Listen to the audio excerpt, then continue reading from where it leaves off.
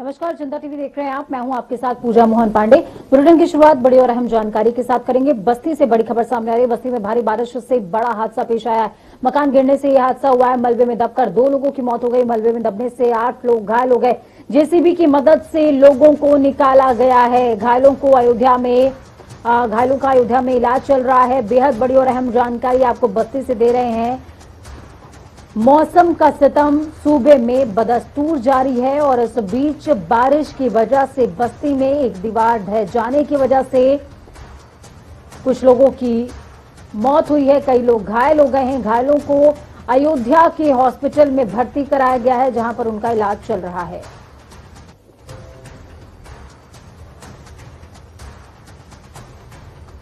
इस खबर पर ज्यादा जानकारी के लिए इंद्रजीत हमारे साथ में जुड़ चुके हैं। इंद्रजीत, क्या कुछ अपडेट है ग्राउंड जीरो से? मैं बताना चाहूंगा कि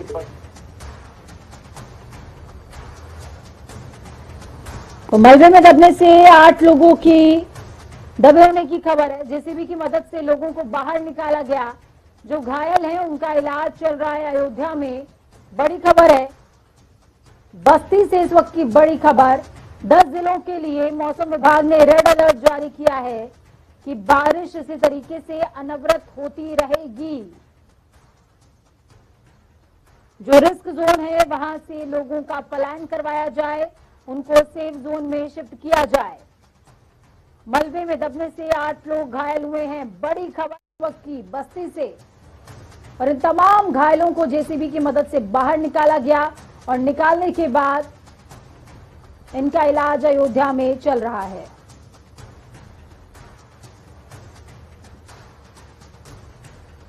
तो बड़ा हादसा बस्ती में भारी बारिश के चलते मकान गिरने से यह हादसा पेश आया है। इस खबर पर ज्यादा जानकारी के लिए इंद्रजीत हमारे साथ में जुड़ चुके हैं। इंद्रजीत, क्या कुछ अपडेट ग्राउंड जीरो से?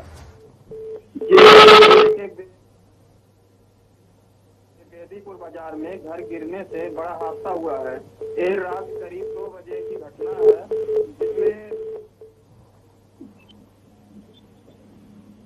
जिसमें 2 बच्चियों की मौत हो गई है और जिसमें 8 लोग गंभीर रूप से घायल हैं, जिसको अयोध्या हॉस्पिटल में जो है जिनका इलाज चल रहा है। और वहाँ रात करीब 2 बजे की घटना है, जिसमें कुछ ग्रामीणों के द्वारा जो है जेसीबी से मलबा को हटाया गया। हटाने के बाद जो है वहाँ से उन लोगों को निकाला गया, जिसमें जो है 10 लोग दबे हुए थे, जिसमें 2 बच्चियां थी जिनको मौके पे दम तोड़ दी, और बाकी 8 लोग जो है वो अयोध्या हॉस्पिटल में उनका इलाज चल रहा है। जिसको लेके जो है बस्ती डीएम सौम्या अग्रवाल को मामला जैसे संज्ञान में आया, तो उन्होंने जो है दैविक आपदा के तहत जो है वो राहत पहुंचाने की बात कही है, और वो जो गंभीर रूप से घायल है उन लोगों को जो है जो ठीक है, बहुत शुक्रिया हमारे साथ जुड़ने के लिए इंद्रजीत, अहम जानकारी ग्राउंड जीरो से साझा करने के लिए। तो खबरों में आगे बढ़ेंगे और ताबड़तोड़ अंदाज में खबरों का रुख करेंगे। मुख्यमंत्री योगी आदित्यनाथ अपने गृह जनपद के 2 दिवसीय दौरे पर थे। इस दौरान वो आज गोरखनाथ मंदिर गोरखपुर स्थित यात्री निवास में जनता दर्शन कार्यक्रम में पहुंचे, जहां उन्होंने कई जनपदों से आए सैकड़ों फरियादियों की फरियाद सुनी। उत्तर प्रदेश माध्यमिक शिक्षा परिषद 2021 में प्रोन्नत करने के साथ ही दिए गए अंकों से असंतुष्ट छात्र छात्राओं के लिए अंक सुधार परीक्षा हो रही है। इसके लिए कुल 79,286 छात्र छात्राएं पंजीकृत हैं। प्रदेश भर में परीक्षा के 590 केंद्रों पर 2 पालियों में परीक्षाएं हो रही है। माध्यमिक शिक्षा निदेशालय लखनऊ में केंद्रीकृत ऑनलाइन मॉनिटरिंग के लिए राज्य स्तरीय कंट्रोल रूम का स्थापना की गई है, जहां से प्रत्येक जिले के प्रत्येक कंट्रोल रूम और परीक्षा केंद्र पर निगाह बनाई गई है। अपर मुख्य सचिव माध्यमिक शिक्षा आराधना शुक्ला के अनुसार 18 सितंबर से शुरू हो रही अंक सुधार परीक्षा के लिए हाई स्कूल में 24,667 बालक और 13,264 बालिकाओं सहित कुल 37,931 परीक्षार्थी हिस्सा ले रहे हैं, जबकि इंटरमीडिएट में 27,949 बालक और 13,406 बालिकाओं सहित 41,355 परीक्षार्थी पंजीकृत हुए हैं। लखनऊ में वित्त मंत्री निर्मला सीतारमण की अध्यक्षता में जीएसटी काउंसिल की 45वीं बैठक हुई थी। बैठक में पेट्रोल डीजल को जीएसटी में शामिल करने को लेकर चर्चा हुई। 6 राज्यों ने पेट्रोल डीजल को लेकर जीएसटी दायरे से बाहर रखने के को लेकर के पक्ष अपना रखा है। बैठक के बाद वित्त मंत्री निर्मला सीतारमण ने प्रेस कॉन्फ्रेंस करी। उन्होंने बताया जीएसटी काउंसिल की मीटिंग में कई बड़े और अहम फैसले लिए गए। कैंसर मेडिसिन पर जीएसटी 12% से घटाकर 5% कर दिया गया। रेमडेसिविर और हैपरिन पर 5% जीएसटी लगेगा। कोरोना की दवाइयों पर 50 की छूट 31 दिसंबर तक बढ़ा दी गई है। केंद्रीय वित्त मंत्री निर्मला सीतारमण ने कहा कि कुछ जीवन रक्षक दवाएं जो बहुत ज्यादा महंगी है, जो बच्चों के लिए ज्यादा इस्तेमाल की जाती हैं, वहीं बैठक में दिव्यांगों के वाहनों पर जीएसटी में कमी की गई।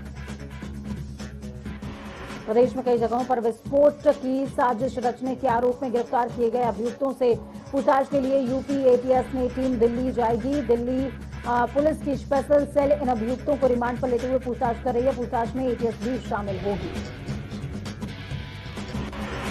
आपको बता दें कि आईएसआई प्रायोजित आतंकी मॉड्यूल से जुड़े इन तमाम अभियुक्तों को यूपी एटीएस ने ही पकड़ा। दिल्ली पुलिस की स्पेशल सेल की सुपुर्द किया था। इन अभियुक्तों को लखनऊ, प्रयागराज, प्रतापगढ़ और रायबरेली से पकड़ा गया था। दिल्ली पुलिस की स्पेशल सेल ने बहराइच निवासी एक युवक को दिल्ली से ही गिरफ्तार किया है।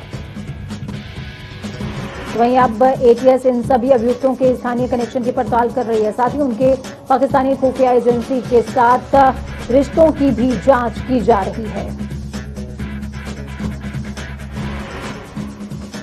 वहीं आपको बता दें, एक और संदिग्ध आतंकी ने सरेंडर कर दिया है, जिसके लोकल कनेक्शन को भी खंगालने का काम एटीएस की ओर से किया जा रहा है। शाहरुख ने फेसबुक लाइव करते हुए खुद को बेगुनाह बताया और कोतवाली थाने में जाकर सरेंडर की बात कही थी। चौक इलाके के किए गए लाइव में वो चलते हुए कोतवाली थाने तक गया। साथ ही शाहरुख ने दावा किया कि वो खुद की बेगुनाही साबित करने के लिए पुलिस के सामने पेश हो रहा है।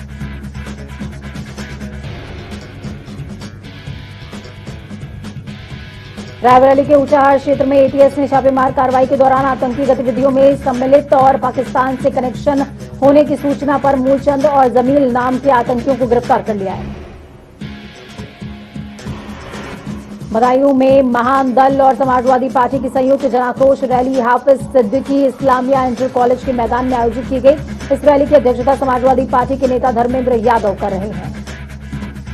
प्रदेश में शुक्रवार को कोरोना संक्रमित 17 नए मरीज मिले। एक मरीज की मौत हो गई, जबकि 16 मरीजों को डिस्चार्ज कर दिया गया। 35 जिलों में कोरोना का एक भी मरीज नहीं मिला। स्वास्थ्य विभाग से मिली सूचना के हिसाब से सबसे ज्यादा 6 मरीज बरेली में मिले हैं। गाजियाबाद में 2, लखनऊ, प्रयागराज, देवरिया, बाराबंकी, उन्नाव, लखीमपुर खीरी, महाराजगंज, महाराज, मेरठ, चंदौली में एक मरीज मिला है। साथ ही गोंडा में एक संक्रमित मरीज की मौत दर्ज की गई है। प्रदेश में अब तक 17,09,000 संक्रमित मरीज मिले हैं। इनमें से 16,86,000 संक्रमण मुक्त हो गए हैं। कुल 22,887 मौतें हुई हैं। साथ ही कुल 191 एक्टिव मरीजों का इलाज चल रहा है। यूपी में शुक्रवार को 24,86,000 से ज्यादा लोगों का टीकाकरण किया गया। प्रदेश में अब तक 9,31,00,000 से ज्यादा टीकों के डोज लगाए जा चुके हैं। इनमें से 7,71,00,000 और 1,60,00,000 दूसरी डोज लग चुकी है। इलाहाबाद हाईकोर्ट ने मुख्य न्यायाधीश के तौर पर कोलकाता हाईकोर्ट के कार्यवाहक मुख्य न्यायाधीश के पद पर कार्यरत जस्टिस राजेश बिंदल का नाम फाइनल कर दिया। कोलकाता हाईकोर्ट के कार्यवाहक मुख्य न्यायाधीश से पहले जस्टिस राजेश बिंदल जम्मू कश्मीर हाईकोर्ट के कार्यवाहक मुख्य न्यायाधीश के पद पर कार्यरत थे।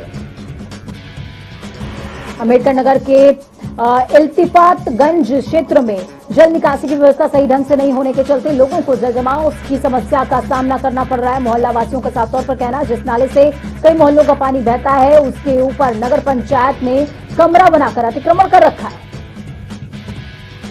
प्रतापगढ़ की पट्टी कस्बे क्षेत्र में सड़क पर पानी भर जाने के चलते कार से गुजर रहा बैंक कर्मी सड़क किनारे बनी नाली में बुरी तरीके से फंस गया, जिसके बाद आसपास के मौजूद ग्रामीणों ने उसकी मदद करते हुए उसे कार से बाहर निकाला। रायबरेली के सलोन थाना क्षेत्र में लगातार हो रही मूसलाधार बारिश के चलते कच्ची दीवार गिरने से एक युवक की मौत हो गई। मलबे में दबकर 10 साल का मासूम गंभीर तौर पर घायल हो गया, जिसके बाद मासूम को मलबे से बाहर निकालकर इलाज के लिए अस्पताल में भर्ती कराया गया। बदायूं के सिमरिया में लगातार हो रही बारिश के चलते 3 झोपड़ियों की दीवार गिर गई, जिनके अंदर के लोग बाल बाल बचे हैं, तो वहीं ये लोग खुले में रहने को मजबूर हैं, जिसके बाद परेशान ग्रामीणों ने प्रशासन से मदद की गुहार लगाई है। अमरोहा के रेहरा थाना क्षेत्र में शरारती तत्वों ने बाबा साहेब की प्रतिमा तोड़ दी, जिसके बाद सुबह होते ही ग्रामीणों ने मूर्ति का टूटा हुआ टुकड़ा देख करके वहीं सूचना मिलते ही महुआ पुलिस ने मामले की तफ्तीश शुरू कर दी। बदायूं के बिलसी थाना क्षेत्र में सामूहिक भीड़ ने युवक पर मंदिर की जमीन पर कब्जा करने का आरोप लगाया। जमीन पर हो रहे निर्माण को रुकवाकर सामूहिक भीड़ ने कब्जा करने वाले युवक को जमकर पीटा और थाने जाकर शिकायत दर्ज करवाते हुए पुलिस ने मामले की तफ्तीश शुरू कर दी है। गोंडा के मसकनवा गौरा क्षेत्र में ट्रक और कार के आमने सामने भिड़ंत हो गई, जिससे कार सवार 2 युवक बुरी तरीके से घायल हो गए। सूचना मिलते ही मौके पर पहुंची पुलिस ने ट्रक चालक को हिरासत में लेते हुए घायलों के इलाज के लिए अस्पताल में भर्ती करा दिया।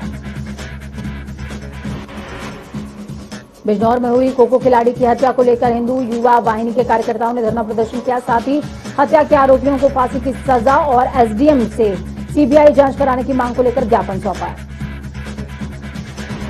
आगरा में बढ़ते डेंगू और रहस्यमय बुखार को लेकर स्वास्थ्य विभाग अलर्ट मोड पर आ गया, जिसको देखते हुए स्वास्थ्य विभाग को गांव-गांव जाकर ज्यादा से ज्यादा सैंपलिंग और कैंप लगाने के दिशा निर्देश दिए गए। गाजियाबाद के लोनी थाना क्षेत्र के ट्रॉनिका सिटी इलाके में दोहरे हत्याकांड के बाद एडीजी मेरठ राजीव सबरवाल, आईजी मेरठ प्रवीण कुमार ने घटनास्थल पर पहुंचकर मुआयना किया। आपको बता दें, कासिम विहार कॉलोनी में पिता बेटे की गर्दन रेत कर निर्मम हत्या कर दी गई थी। औरैया में एक विवाहित महिला की संदिग्ध परिस्थितियों में मौत हो गई, जिसके बाद सूचना मिलते ही मौके पहुंची पुलिस ने शव को कब्जे में लेते हुए पोस्टमार्टम के लिए भेज दिया और मामले की तफ्तीश शुरू कर दी।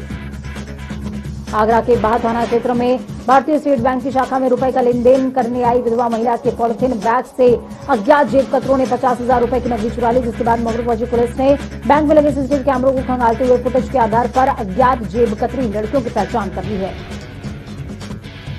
बाराबंकी के त्रिवेदीगंज क्षेत्र में एक दिन की बारिश से ही प्रशासन की लापरवाही की पोल खुल गई। गौ आश्रय केंद्र पर व्यवस्था न होने के चलते एक साथ 24 से ज्यादा गौवंशों की मौत हो गई है। फिरोजाबाद में एसओजी और पुलिस की बड़ी सफलता हाथ लगी। पुलिस ने 4 चोरों को 11 बाइक सहित गिरफ्तार करते हुए जेल भेज दिया। एसओजी प्रभारी और सर्वेलांस टीम ने पुलिस को साथ लेकर पूरे मामले को अंजाम दिया है। रायबरेली के शहर कोतवाली क्षेत्र की संजीवनी नर्सिंग होम में एक बार फिर से विवाद देखने को मिला। अस्पताल में भर्ती एक महिला की मौत के बाद परिजनों ने गामा घाटा। परिजनों का आरोप है कि डॉक्टर की लापरवाही से महिला की मौत हुई है। फतेहपुर के हाथ गांव थाना क्षेत्र में पुराने विवाद को लेकर 2 पक्षों में जमकर मारपीट हुई। मारपीट के दौरान दबंगों ने घर में घुसकर महिला का सर फोड़ते हुए उसे घायल कर दिया। मारपीट का वीडियो सोशल मीडिया पर धड़ल्ले से वायरल हो रहा है। मिर्जापुर के दुर्गादेवी इलाके में व्यापारी ने घर में संदिग्ध परिस्थितियों में आग लगा दी, जिससे देखते ही देखते मकान धू-धू करके जल उठा। तो उसके बाद सूचना मिलते मौके पहुंची पुलिस ने फायर ब्रिगेड की टीम ने कड़ी मशक्कत के बाद आग पर काबू पाया है। फर्रुखाबाद के कायमगंज मार्ग पर टेम्पो को बचाने के चलते तेज रफ्तार अनियंत्रित बस पेड़ से जा टकराई, जिसमें 2 दर्जन यात्री गंभीर तौर पर घायल हुए। जिसके बाद सूचना मिलते ही मौके पहुंची पुलिस ने घायलों को इलाज के लिए अस्पताल में भर्ती कराया, जहां उनका इलाज जारी है। अम्बेडकर नगर के विद्युत नगर क्षेत्र में लगातार हो रही बारिश से चारों तरफ जलजमाव की स्थिति उत्पन्न हो गई है। ग्रामीणों का जनजीवन अस्त व्यस्त है, जिससे परेशान होकर ग्रामीणों ने एनटीपीसी गेट के सामने विरोध प्रदर्शन किया। एसएमजी ने ग्रामीणों को समझा बुझाकर शांत करवाया। आगरा के एतमादौला थाना क्षेत्र में बदमाशों ने मजदूरी कर घर लौट रहे युवक को गोली मारकर हत्या कर दी और फरार हो गए। उसके बाद सूचना मिलते ही मौके पहुंची पुलिस ने मृतक के शव को कब्जे में लेते हुए पोस्टमार्टम के लिए भेज दिया। मामले की तफ्तीश शुरू कर दी।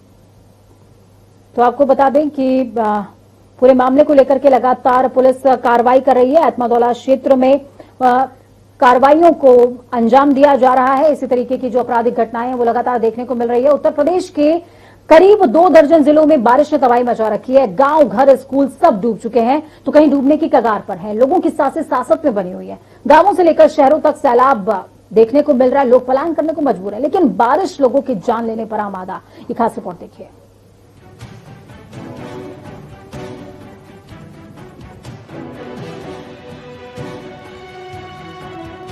हर तरफ पानी ही पानी, गांव के गांव डूब गए हैं। घर दुकान जलमग्न है, रास्तों का पता नहीं, जहां देखे पानी का कब्जा है। यूपी के दर्जन भर जिले बाढ़ की चपेट में हैं। राजधानी लखनऊ में मूसलाधार बारिश ने तबाही मचा रखी है। सड़कें तालाब में तब्दील हो गई हैं। कई जगहों में पानी भर गया है। पौष कॉलोनियां भी डूब गई हैं।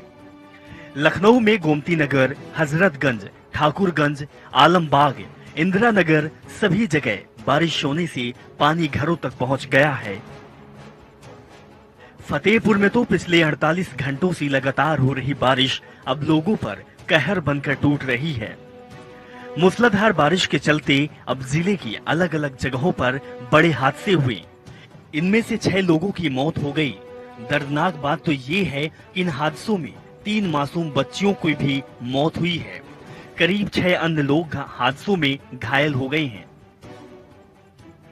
कच्चे मकान और दीवारों के ढहने से लोग बेघर हो गए हैं। जिला जौनपुर का भी कुछ हाल ऐसा ही है।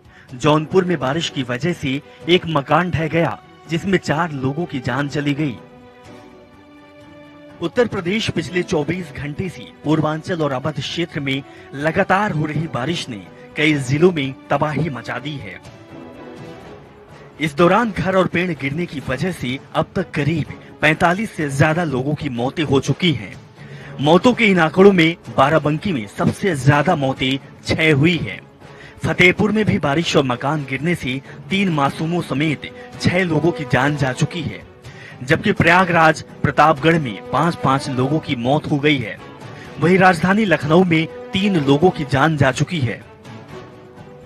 लखनऊ में तो जिलाधिकारी ने नोटिस जारी करते हुए लोगों से घरों में ही रहने की अपील की है। मौसम विभाग ने यूपी में अलर्ट जारी किया है। यूपी में 3 दिन तक भारी बारिश की चेतावनी दी गई है। 80 किलोमीटर प्रति घंटे की रफ्तार से हवाएं चल सकती है, जिस दौरान आकाशीय बिजली के ज्यादा जोरदार बारिश की संभावना जताई जा रही है। मौसम विभाग ने उत्तर प्रदेश के लगभग 30 जिलों में भारी बारिश का अलर्ट जारी किया है। इसमें बाराबंकी, लखनऊ, गाजियाबाद, अयोध्या, सुल्तानपुर समेत कई अन्य जिले भी शामिल हैं। इसके अलावा सूबे के 9 जिलों में रेड अलर्ट जारी किया गया है, जिसमें कानपुर नगर, कन्नौज, गौतम बुद्ध नगर, फतेहपुर, कानपुर देहात, हरदोई, उन्नाव, अलीगढ़ और बांदा शामिल है। उत्तर प्रदेश में बड़ी संख्या में गांवों का बुरा हाल है।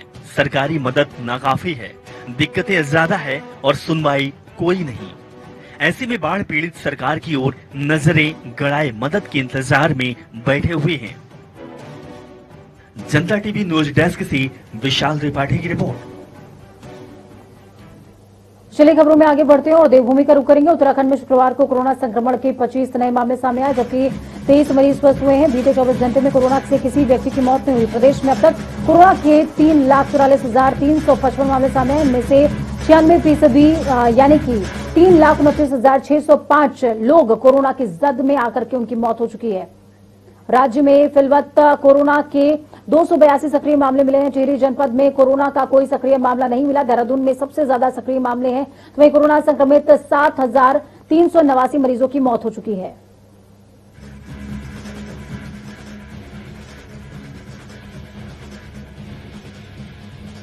स्वास्थ्य विभाग से मिली जानकारी के हिसाब से बीते 24 घंटे के अंदर निजी और सरकारी लैब से 16,954 सैंपलों की जांच मिली है, जिनमें से 16,929 की रिपोर्ट नेगेटिव आई है। पौड़ी में सबसे ज्यादा 6 लोग संक्रमित मिले हैं।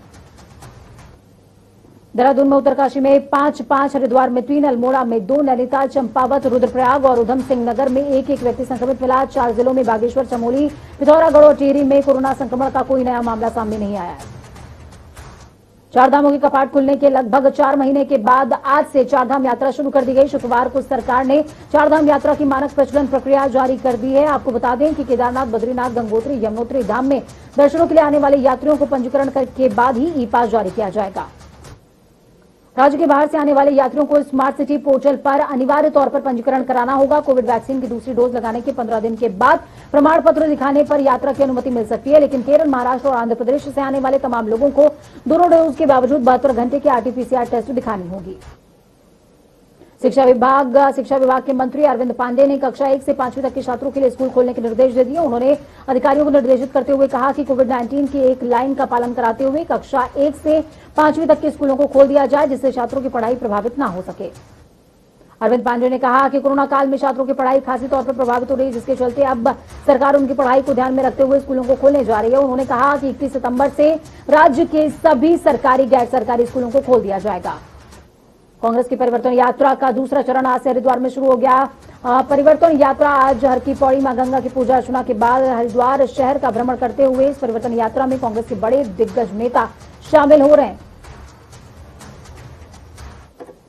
वक्त यहां पर छोटे से ब्रेक के उस पार खबरों का सफर लगातार जारी है। बने रहिए जनता टीवी के साथ, क्योंकि हमें आपकी ताकत अपना और अपनों का बहुत ज्यादा